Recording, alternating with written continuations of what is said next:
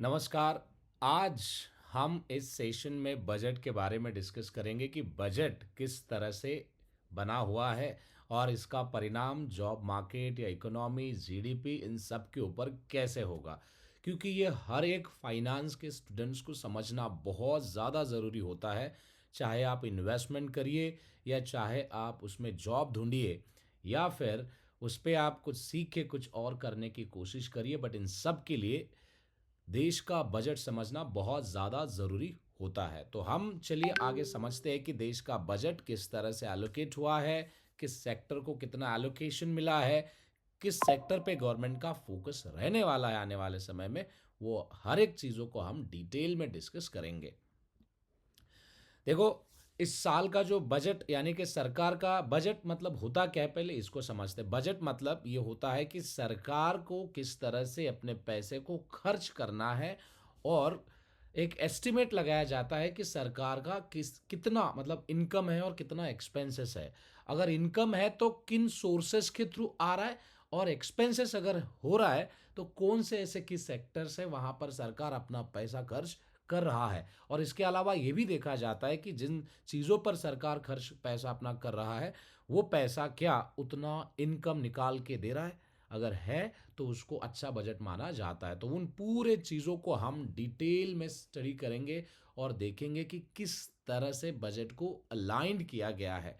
अगर आप देखोगे सरकार का इस साल का जो बजट होने वाला है वो 53.47 लाख करोड़ का है। यानी कि जो टोटल एक्सपेंडिचर माना गया है 53.47 करोड़ का माना गया है।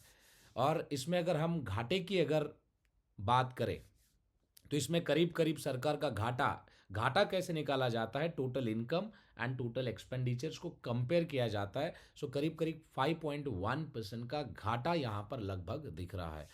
और इसमें अगर हम ये देखें कि भाई बाजार का यानी कि उधार कितना है सरकार का, अगर हम ये देखना चाहता है इसके ऊपर, तो 17.2 लाख करोड़ का सरकार का उधारी है, यानी कि सरकार को देना है लोगों को।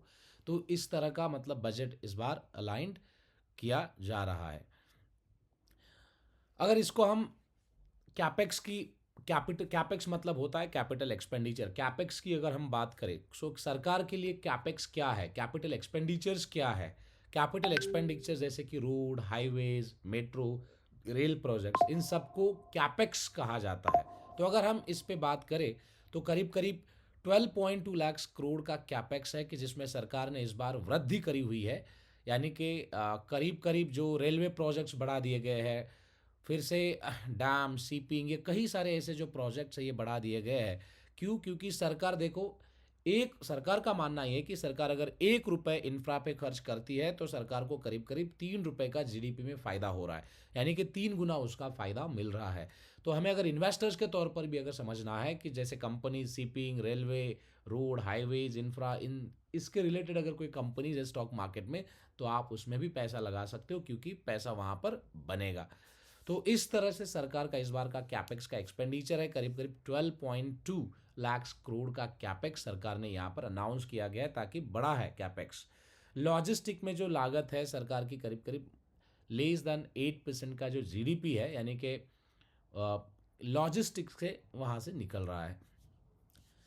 अब दूसरा जो यहाँ पर सेगमेंट बनता है रेलवे का, रेलवे और कनेक्टिविटी, इसमें राष्ट्र की गति के तौर पर देखा गया है 2.55 लाख करोड़ रेलवे कैपेक्स बना दिए गए हैं, जहाँ पर 400 plus Vande Bharat train and 1300 plus station पुनर्विकास के लिए यहाँ पर बात की गई है। तो यानी कि रेलवे के रिलेटेड जितने भी कंपनीज है आप उसमें भी पैसा लगा सकते हो। तीसरा यहाँ पर मेजर सेक्टर जो है रक्षा और राष्ट्रीय सुरक्षा, जहाँ पर 7.8 लाख करोड़ का कैपेक्स वहाँ पर दिया गया है, जहाँ पर 2.2 लाख करोड़ का रेगुलर कैपेक्स था, लेकिन अब ये देखा जाए तो 7.8 लाख करोड़ का किया गया है, कि जिसका लक्ष्य है सरकार को, यानी कि 50,000 करोड़ से भी ज़्यादा का सरकार ये कह रही है कि हम डिफेंस की चीज़ें हैं जो बाहर के कंट्रीज़ को बेचेंगे। और घर के मार्केट में भी 75% प्रोडक्ट्स खरीदे गए, यानी कि आर्मी, नेवी जो भी है अलग अलग जो अपने आर्म फोर्सेस है। तो इसका मतलब ये है कि अगर हम इसमें ज़्यादा पैसा लगाते हैं तो जॉब क्रिएशन होगा, देश की सुरक्षा का जो भी है मतलब इसमें भी योगदान रहेगा, और हम बाहर के देशों को बेच के पैसे भी बना सकते हैं। तो इसलिए सरकार ने डिफेंस को भी तगड़ा बजट एलोकेट किया हुआ है। तो यानी कि डिफेंस रिलेटेड जितने भी कंपनीज है आने वाले समय में इसमें आपको वृद्धि होती हुई दिखेगी। शिपिंग और लॉजिस्टिक्स में अगर देखा जाए, सागरमाला जो कार्यक्रम है उसके तहत लॉजिस्टिक की क्षमता बढ़ाने के लिए 25,000 करोड़ का एलोकेशन किया हुआ है, कि जैसे शिपिंग कॉरपोरेशंस या कई सारे जो इवन अदानी पोर्ट, ये कई सारे ऐसे कंपनीज है उनको डायरेक्टली फ़ायदा मिल सकता है। तो ये भी एक समझने वाली बात यहाँ पर है। और जो नेक्स्ट है, जो जहाँ पर सेमीकंडक्टर सेक्टर्स को 40,000 करोड़ का एलोकेशन दिया गया है, कि जिसमें 2030 तक 300 बिलियन डॉलर्स का मार्केट क्रिएट करने की क्षमता ये सेमीकंडक्टर रखता है। तो इसलिए, और इसका जीडीपी में भी हिस्सेदारी करीब करीब 25% होगा आने वाले समय में। तो इसलिए सरकार ने इसको सेमीकंडक्टर मिशन 2.0 के तहत 40,000 करोड़ का एलोकेशंस किया हुआ है। तो इसके रिलेटेड जितने भी कंपनीज है आप उसके लिए देख सकते हैं कि इन्वेस्टमेंट्स करके किस तरह से आपका पोर्टफोलियो आप बना सकते हो या फिर इन्वेस्टमेंट कर सकते हो। डिजिटल इंडिया और बाकी जो औद्योगिक सेक्टर्स है जहाँ पर डिजिटल संरचना के लिए 70,000 करोड़ का एलोकेशंस हुआ है, जिसमें एआई इंफ्रास्ट्रक्चर है, डेटा सेंटर्स है और इंटरनेट है। भारत नेट की बात हो रही है यहाँ पर, कि जो अलग अलग हिस्सों में भारत के अपने इंटरनेट को कनेक्ट किया जाएगा। और जिसमें अगर देखोगे तो ग्लोबल कैपेबिलिटी सेंटर्स यानी कि 1600 प्लस सेंटर्स भी बनाए जाएंगे, जहाँ पर ये क्यों किया जा रहा है उसका अगर आप इन शॉर्ट में पूछते हो तो 5 ट्रिलियन की अर्थव्यवस्था के लिए ये आ, इसको भी स्ट्रॉन्ग करना बहुत ज़्यादा ज़रूरी होता है। कृषि और कल्याण के लिए 1.62 लाख करोड़ का खर्चा, जिसमें जो रेगुलर एक स्कीम चलती है पीएम किसान, ये कंटिन्यूसली चलेगी। 60,000 करोड़ का यहाँ पर एलोकेशन है।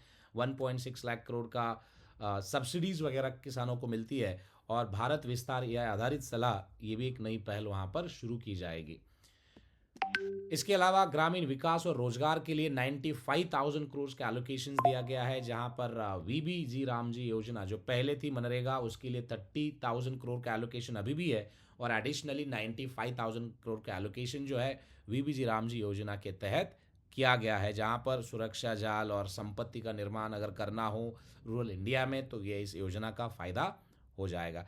स्वास्थ्य और सेवा बायोफार्मा के लिए 1 लाख करोड़ के आसपास का आवंटन किया गया है, जहां पर बायोफार्मा शक्ति 10,000 करोड़ इनोवेशन और R&D फंड भी लगाया जाएगा। और भारत आयुष्मान भारत के तहत 7,200 करोड़ का एलोकेशन किया गया है।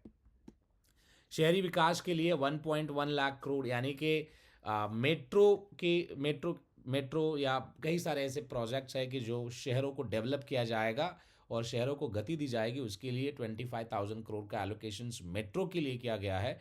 और शहरी यानी कि शहरों को थोड़ा सा स्पीड बनाने के लिए 35,000 करोड़ का एलोकेशन किया गया है। तो यहाँ पर अगर आप देखते हो तो जितने भी कंपनीज रियल स्टेट में जो काम करते हैं या डेवलपर्स के तौर पर काम करते हैं, तो उनके लिए आप एक अपॉर्चुनिटी देख सकते हो इन्वेस्टमेंट्स की। कर का अगर हम देखेंगे, करीब करीब जो सिक्योरिटी ट्रांजैक्शन टैक्स यानी कि स्टॉक मार्केट कल गिर गया था, ये भी हम सबको पता है। ऐसा क्यों हुआ? क्योंकि दो तीन टैक्स है जो बढ़ा दिया गया है। जहाँ पर सिक्योरिटी ट्रांजैक्शन टैक्स है वहाँ पर 15 to 25% बढ़ा दिया गया है।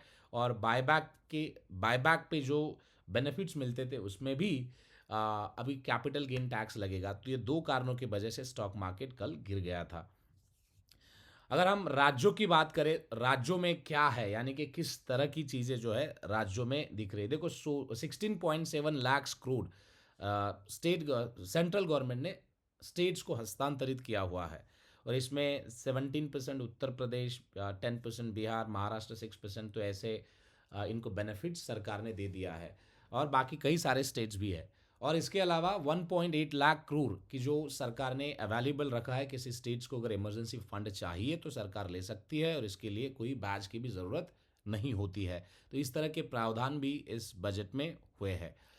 और यही है, मतलब मोटा मोटा हाइलाइट्स अगर देखा जाए तो हम नेक्स्ट एपिसोड में देखेंगे स्टेट वाइड हाइलाइट्स क्या है। स्टेट वाइज यानी कि हर एक स्टेट का उत्पन्न क्या है और कौन से प्रोजेक्ट किस स्टेट में जाएंगे। सो उस तरह से आप आपकी इन्वेस्टमेंट की स्ट्रेटेजी भी बना सकते हो, क्योंकि हर एक इंसान को बजट पता होना ज़रूरी होता है। तो इस एपिसोड में बस इतना ही। हम बाकी चीज़ें नए एपिसोड में, यानी कि एपिसोड 2 में, बजट का एपिसोड 2 आएगा, उसमें हम देखेंगे और डिटेल में जानकारी उसकी लेंगे। तो बने रहिए एपिसोड के साथ और समझिए कि किस तरह से चीज़ें एलोकेट हुई है, पैसा एलोकेट हुआ है, ताकि आपको चीज़ें समझेगी तो या आप इन्वेस्टमेंट डिसीजन ले सकते हो या एक एक्सपर्ट्स की तरह चीज़ें समझ सकते हो। सो इस एपिसोड में बने रहने के लिए थैंक यू, धन्यवाद। हम नेक्स्ट एपिसोड में मिलेंगे और बाकी का पार्ट डिस्कस करेंगे। Thank you.